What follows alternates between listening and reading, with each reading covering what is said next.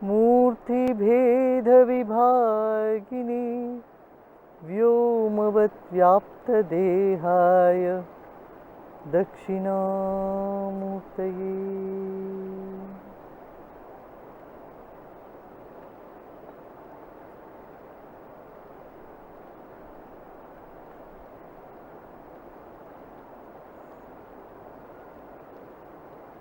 अतः शिव सूत्र। अब हम शिव सूत्र देखते हैं।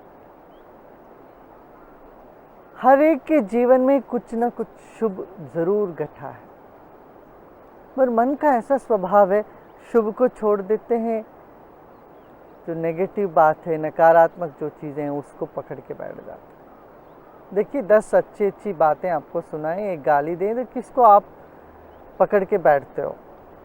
हाँ, हमारा चित्त का स्वभाव ये हो गया, हम नकारात्मक को पकड़ के बैठते हैं।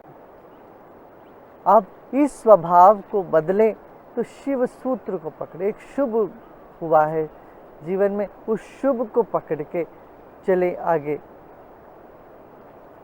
तो इस तरह से सत्य है, जो शिव है, जो शुभ है, जो सुंदर है, उसके जरिए हम संसार सागर को पार लगाने का एक विधि है शिव सूत्र में। तो सबसे पहला सूत्र है, भगवान शंकर कहते हैं चैतन्य आत्मा। आत्मा को खोजने बैठे हो, आत्मा कोई वस्तु नहीं, कोई दूर नहीं है, जिससे सब कुछ बना है उस चैतन्य ही आत्मा है। और हमें अपना अनुभव होना हो तो चैतन्य हो तभी हो सकता है। चैतन्य को ही ये शक्ति है जो अपने आप को जान पाए। खुद को जानने की शक्ति सिर्फ चैतन्य को ही है। जहाँ चैतन्य की वृद्धि हुई तो होश भी बढ़ गया। वहाँ जागृत व्यक्ति में चैतन्य है और सोया हुआ व्यक्ति में भी चैतन्य है, मगर फर्क इतना है, जागृत व्यक्ति जानता है, सोया हुआ व्यक्ति नहीं जानता है। चैतन्य आत्मा सबसे पहला सूत्र है।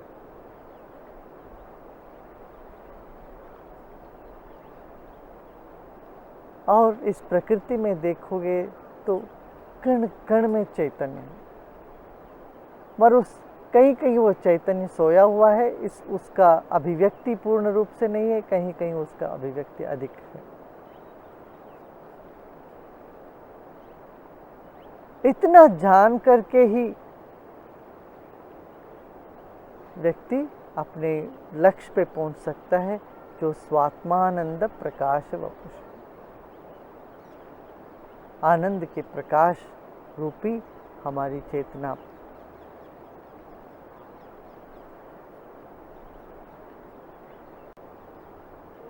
चैतन्य आत्मा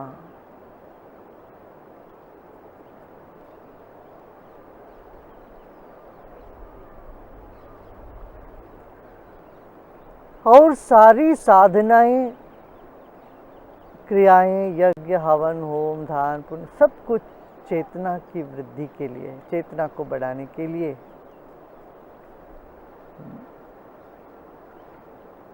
चेतना को बढ़ाओगे तो आत्म साक्षात्कार होने लगे, ताकि चैतन्य ही आत्मा है। चेतना को बढ़ाना कहना भी दोष है, ताकि चेतना ना बढ़ता है ना घटता है। चेतना व्याप्त है, मगर उसके प्रति ज्ञान बढ़ता है या घटता है, उसका अनुभूति बढ़ती है या घटती है। अगला सूत्र है ज्ञानाधिष्ठान मात्र का।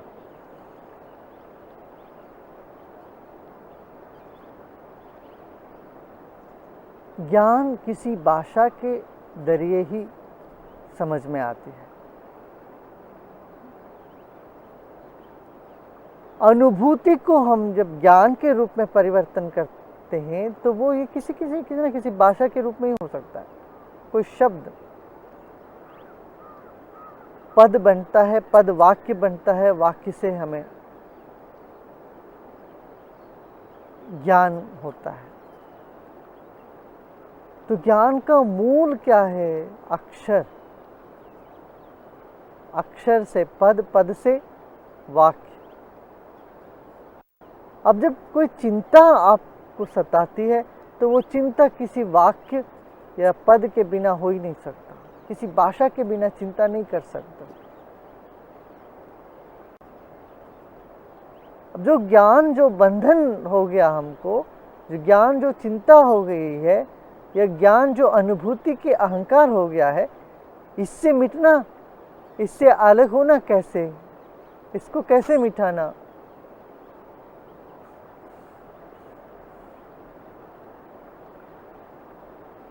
ज्ञानाधिष्ठान मात्रका। देखा ज्ञान बंधन है, इस बंधन से कैसे छुटकारा पाए? तो ज्ञान का जो वाक्य है, वाक्य के बिना ज्ञान नहीं हो सकता। कोई चिंता होना हो या किसी जानकारी के लिए भाषा की जरूरत है, शब्द की जरूरत है। वो शब्द को भेद करते हुए, शब्द के भेद में वो अक्षर जो मिलता है, अक्षर तक पहुंचे, वो मातृ शक्ति है, दैवी शक्ति है। उसके सहाय से हम तर सकते हैं, चिंता से मुक्त हो सकते हैं। इसलिए मंत्र को भी कहा है मननात् त्रायते इति मंत्र। मंत्र वही है जो शब्द, जिसको बार बार मन में दोहराने से चिंता रूपी जो भाषा या वाक्य थे उससे हम मुक्त हो सकते।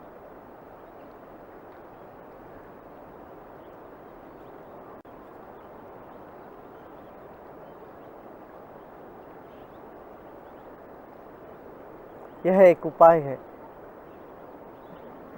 चिंता किसी वाक्य से होती है तो वो वाक्य को ही लेके बैठें, उस चिंता को ही लेके बैठे, उस चिंता को तोड़ते जाना। जैसे बेटे को नौकरी नहीं लगी है, ये एक चिंता मन में जा रही है, तो उसी को लेके बैठे, बेटे को, एक एक पद को। वो चिंता बहुत तेजी से होती है, मगर उसको धीरे धीरे धीरे धीरे करते जाएं तो मन उस वाक्य से, जो शब्द से जिससे हटक गया, उससे हट करके फिर ध्यान में जाने लग जाएगा।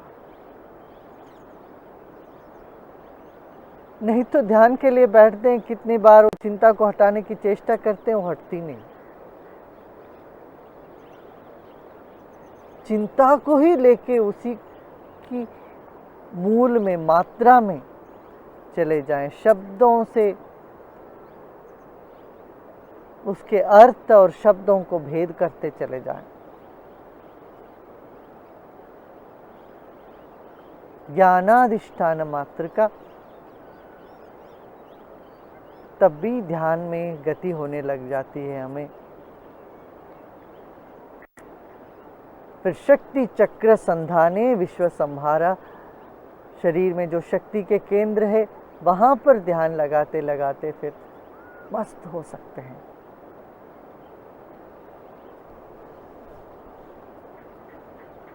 अगला सूत्र है उद्यमो भैरवा।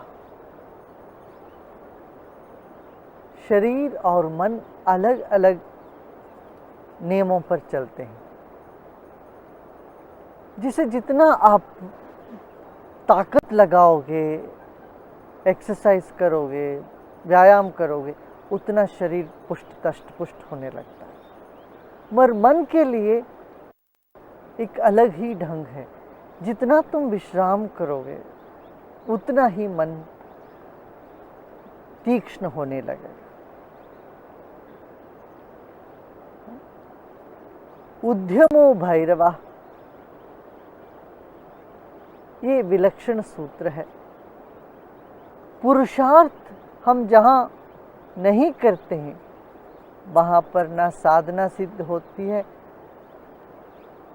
न संसार में किसी काम सिद्ध होता है। इसलिए हमें पूरा वहाँ प्रयत्न करना पड़ेगा। पूरा प्रयत्न करो। ऐसा नहीं भगवान की इच्छा जब होए तब हो जाएगा, ये नहीं आपके मन में किसी बात की इच्छा उठी हो, भगवान की वह दरिया उठी है, उसके लिए उद्यम करो। हम अक्सर क्या करते हैं, बचने की चेष्टा करते, प्रयत्न से, उद्यम से। उद्योगिनम पुरुष सिंहम उपैति लक्ष्मी, ये कहा गया कि जो उद्योगी है उन्हीं को भाग्य प्राप्त होता है, आलसी को भाग्य नहीं प्राप्त होता।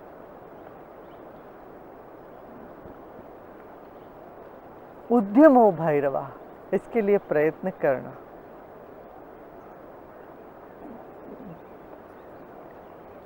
प्रभु ने उंगलियां दिए हैं, मगर इसको प्रयोग कैसे करना, इस सितार बजाना हो तो कैसे बजाएं, उसके लिए अभ्यास की ज़रूरत है। कंप्यूटर में टाइप करना हो तो उसके लिए अभ्यास की ज़रूरत है। कुछ भी करना हो तो अभ्यास की ज़रूरत है। आध्यात्मिक या पारमार्थिक, सांसारिक काम में भी और आध्यात्मिक में भी हम अपना प्रयत्न जारी रखना पड़ेगा। उद्यमो भैरवा, जब हम अपनी पूरी एफर्ट लगा देते, ताकत लगा देते, उसके बाद जब विश्राम मिलता है तब समाधि लगती है। आलसी व्यक्ति को कभी समाधि नहीं लग सकती। इसलिए सेवा, साधना, सत्संग तीनों जरूरी है। सत्संग, सेवा और साधना।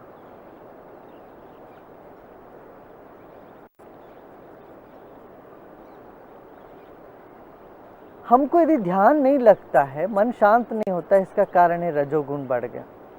अब रजोगुण को किसी काम में जब तक नहीं लगाते हैं तब तक वो रजोगुण चिंता के रूप में परिणत हो जाता है। तो उद्यम करो, प्रयत्न करो, कार्यरत रहने से, काम करते रहने से फिर वो रजोगुण शांत होने लगता है। जो करने का मन है वो करके शांत हो जाओ, जो नहीं करना है उसको छोड़ के शांत हो जाए। तो रजोगुण की जो प्रवृत्ति है काम करने की, वो पूरी तरह से अपना एफर्ट लगाने से, उद्यम करने से वो सतोगुण में पहुंचा देती है। इसलिए उद्यमो भैरवा सूत्र कहा गया है। बैठ नहीं पाते हो, मस्ती में नहीं डूब पाते हो, मस्त नहीं हो पाते हो, तो उद्यम करो साधना, सेवा, सत्संग के द्वारा। फिर तुम लौट के अपने स्वभाव में आ सकते हो। स्वात्मानंद प्रकाश वपुषे, अपने स्वभाव जो आनंदमयी, ज्ञानमय, प्रकाशमय स्वभाव है, उसमें फिर टिकने में आसान होएगा। इसलिए खाली जो बैठे रहते हैं उनको नहीं होता, जो उद्यमी हैं फिर बैठते हैं, फिर उनको अच्छे से समाधि लगने लगती है, शिव तत्व में फिर प्रविष्ट होने लगता है।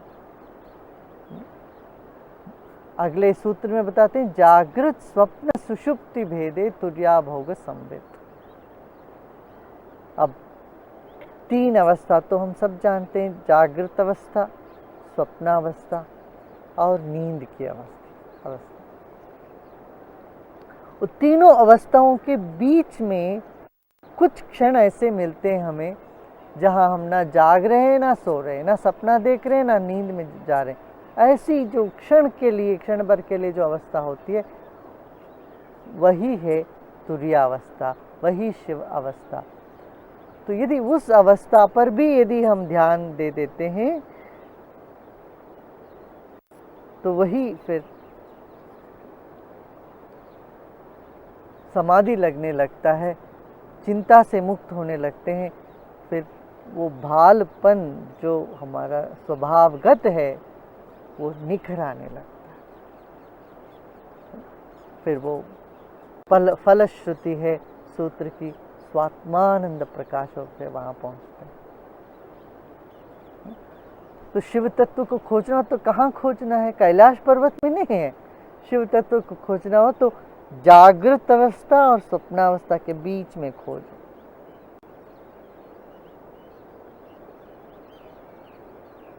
और अभी नींद से जग रहे हैं, जग गए हैं और पूरी तरह से जागे नहीं, उस वक्त आंख बंद करके ऐसे तल्लीन हो जाए, ध्यान में थोड़ी देर बैठो, जहाँ मन विचारों से मुक्त होके शांत गहराई पे उतरती है। वो चैतन्य सत्ता, वो चैतन्य आत्मा, वो तुर्या भोग संवित चतुर्थ अवस्था का जो अनुभव है, ये इन तीनों के बीच बीच में उपलब्ध होने लगता है। ओम नमः।